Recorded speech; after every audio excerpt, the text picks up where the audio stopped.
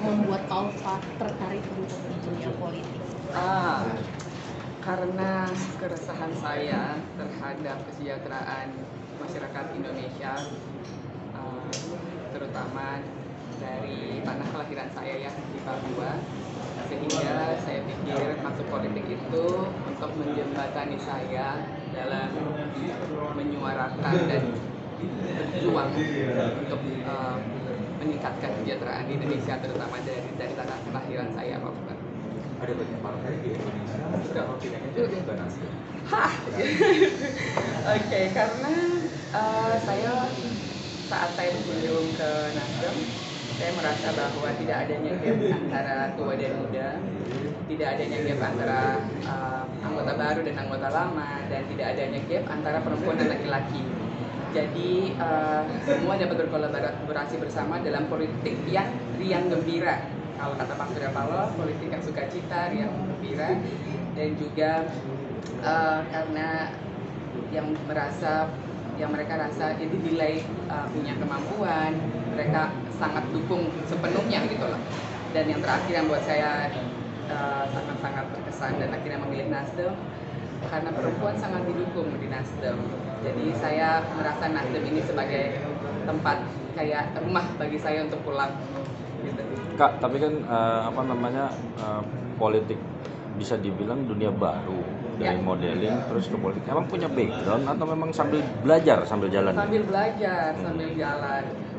Memang background saya modeling, Putri Indonesia, tapi saya ingin belajar politik, dan ternyata di Nasdem yang tadi saya bilang ya, tidak ada gap, semua diterima dengan sangat terbuka, dan saya merasa nyaman, saya seperti pulang ke rumah. Jadi saya juga belajar, dikasih tahu, saya ikut semuanya, dan ya luar biasa lah. Jadi proses saya sampai sekarang, saya baru masuk ke Nasdem, dan alhamdulillah selama ini feedbacknya baik, mengesankan, dan itu proses pembelajarannya jadi lebih mudah.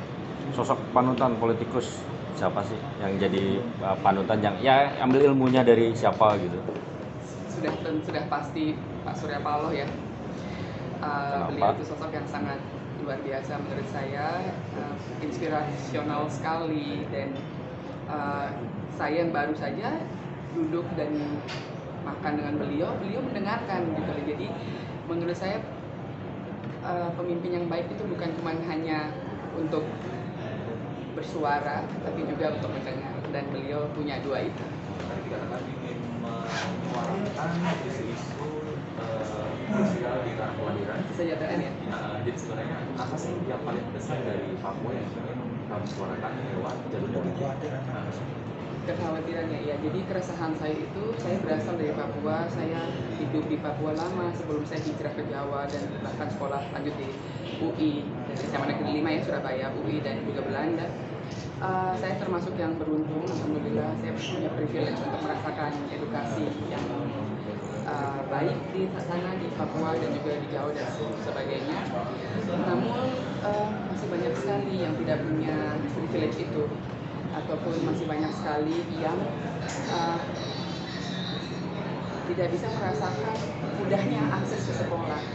Anak-anak masih banyak yang jalan ke sekolah itu berjam-jam, jalan kaki berjam-jam ke sekolah, atau bahkan mereka harus berenang dulu menyeberangi sungai untuk ke sekolah. Ini apa ya, bikin saya terenyuh gitu loh. Jadi menurut saya ini yang perlu diperjuangkan, akses sekolah, fasilitas sekolah, dan juga kurikulum yang saya rasakan perbedaan sekali ya saat saya dari Papua ke Jawa ke UI, apalagi ke Belanda, yang saya pikir perlu sekali untuk diangkat adalah pendidikannya dan juga kesehatan, karena bagaimanapun juga fasilitas kesehatan di Papua itu kan kurang menunjang ya, aksesnya cukup jauh, bisa sampai minimal 3 jam 6 jam untuk orang ke rumah sakit atau ke fasilitas kesehatan. Menurut saya kurang efektif, karena sudah sakit menyeberang dulu pakai perahu nelayan ya, jadi ini kasihan, jaraknya sangat jauh, fasilitasnya tidak ada, dan kesehatan perlu ditunjang sekali, karena anak-anak pun tidak akan baik edukasinya, maksudnya kalau ke sekolah dalam keadaan sehat kan juga bagus ya. Kalau keadaan kurang sehat kan menurut saya kurang efektif. Jadi dua ini sih Kak, yang menurut saya perlu sekali untuk saya perjuangkan supaya adanya keseimbangan, kesetaraan di sana. Setidaknya fasilitas kesehatan mungkin diperbanyak, aksesnya dipermudah, karena tidak semua orang kan seperti orang lainnya mungkin punya walaupun dia tinggal di pulau sebelah tapi dia punya speedboat mungkin, kan tidak semua orang punya ini di sana. Jadi banyak punya perahu nelayan, itu sih. Ya. Jadi dalam apa menjelaskan itu bilang ada ketimpangan kesenjangan Karena menurut sosial karena kesenjangan di Indonesia ya, secara keseluruhan kesenjangan di Indonesia itu masih ada. Dan saya dari Papua, saya hidup di orang tua saya di sana, dari kakek nenek saya semua di sana, dan sampai sekarang turun temurun kami di sana, memang masih ada. Cuman memang itu tidak bisa, menurut saya tidak bisa langsung untuk terjadi. Memang harus perlahan karena Papua juga sangat luas, ya. Perlu waktu dari pemerintah untuk melaksanakan apa yang menjadi impian masyarakat selama ini, dan mungkin dengan adanya orang-orang baru seperti kami, saya dan rekan-rekan, mungkin juga kita bisa lebih untuk menggerakkan itu lebih cepat. Mungkin ada ya pikiran-pikiran baru, orang-orang baru kan pasti punya pikiran baru, pasti punya lebih banyak pikiran, lebih banyak kepala, lebih banyak pikiran, lebih banyak inisiatif ya, saya percaya. Jadi mungkin kita sama-sama semua bisa kolaborasi untuk setidaknya meningkatkan supaya tidak terlalu senjang antara Jawa dan Papua. Berarti dukungan dari misalnya keluarga terdekat sendiri seperti apa sama khususnya warga Papua sendiri gimana? Dukungannya seperti apa pas sudah masuk ke politik? Yes. Untuk masuk politik. Alhamdulillah. Jadi kalau sahabat-sahabat saya pas saya bilang saya mau masuk politik, mereka bilang oh akhirnya. Karena mereka merasa bahwa memang harusnya kamu dari dulu masuk politik gitu. Cuman saya memang ya namanya juga saya sangat percaya sama ketentuan Allah ya. Saya religius dan saya pikir memang sudah mungkin belum ditakdirkan, belum ditulis lah untuk saya masuk ke dalam politik. Mungkin sekarang memang sudah ini loh waktunya Allah.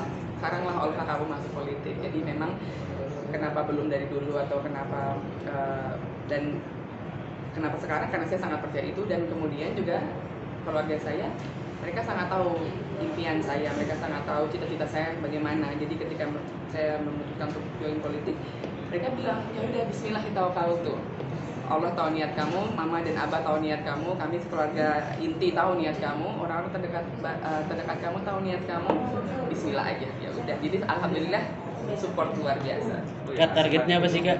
Kak, targetnya apa sih Kak untuk terjun ke politik itu? Karena dengan membawa keresahan ini kan tentunya harus punya titel ya atau jabatan. Atau mungkin bisa jadi Jabatan. jabatan.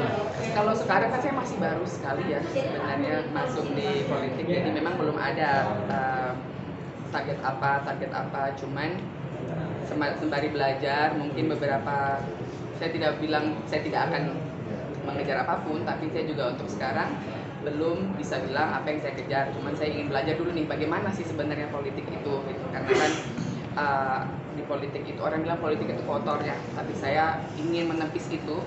Saya ingin menunjukkan bahwa bukan politik yang kotor, dan politik itu baik, orang-orangnya juga. Kalau orang yang baik tidak masuk politik, orang-orang yang kotor tidak akan terkikis gitu Pak.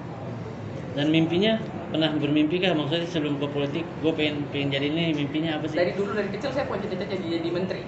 Oke. Itu kayaknya semua orang sudah tahu, dan saya juga sempat dibully gara-gara itu, tapi tidak apa-apa ya. Jadi kalau cita-cita dari kecil, saya sangat mengagumi sosok, waktu kecil sangat mengagumi sosok almarhum B.J. Habibie. Kebetulan ibu saya juga pernah ketemu, saya pernah ketemu beliau waktu kecil, jadi saya benar-benar saya ingin jadi seperti beliau gitu. Dan itu sampai sekarang masih terpatri, saya ingin jadi menteri suatu saat nanti. Ya insya Allah, siapa tahu. Iya, Universitas Groningen Belanda. International Business Economics. Nah, apakah ini bisa dijadikan semacam modal untuk terjun ke politik dalam pandangan Mas? Kalau menurut saya apapun majornya, apapun jurusan kita, saat kita sekolah, saat kita kuliah, itu sebenarnya semuanya bisa diaplikasikan. Tergantung bagaimana kita mengaplikasikannya, di mana, dan orang-orang di sekitar kita bagaimana. Kita harus punya satu DNA ya dengan orang-orang di sekitar kita, agar semua ilmu yang kita punya, yang kita sudah dapat di sekolah maupun kuliah maupun hidup, ilmu tuh bukan hanya dari sekolah ya menurut saya. Jadi ilmu juga bisa dari hidup, dari pengalaman, dan semua apapun itu sebenarnya semua bisa diaplikasikan dengan baik. Tergantung innamal amalu biniat, saya percaya itu. Tergantung niatnya bagaimana. Ya. Oke, katanya politik itu, mohon maaf kejam, terus diskriminasi dunia laki-laki karena populasi cewek di kultur politik itu belum sebanyak laki-laki. Ya. Pandanganmu sebagai perempuan seperti apa? Justru itu saya masuk Nasdem karena ternyata di Nasdem alhamdulillah tidak ada gap itu, tidak ada perbedaan antara perempuan dan laki-laki, tidak ada perbedaan antara tua dan muda, tidak ada perbedaan antara anggota lama dan anggota baru. Yang dirasa dan dinilai mempunyai kemampuan, mereka dukung sepenuhnya. Jadi saya rasa Nasdem adalah salah satu partai yang sangat mencerminkan itu ya, bahwa tidak ada gap, dan Nasdem sangat mendorong perempuan. Jadi saya rasa saya sudah tepat sekali masuk di Nasdem, dan alhamdulillah begitulah, jadi jalannya juga dibukakan lah dan mereka didukungnya, jadi tidak ada gap ya. Artinya siap ya bersaing dengan cowok-cowok timur? Oh siap lah, Oke. insya Allah siap, selalu insya Allah. Semangat. Apalagi kan juga di support ya, gitu. Ya.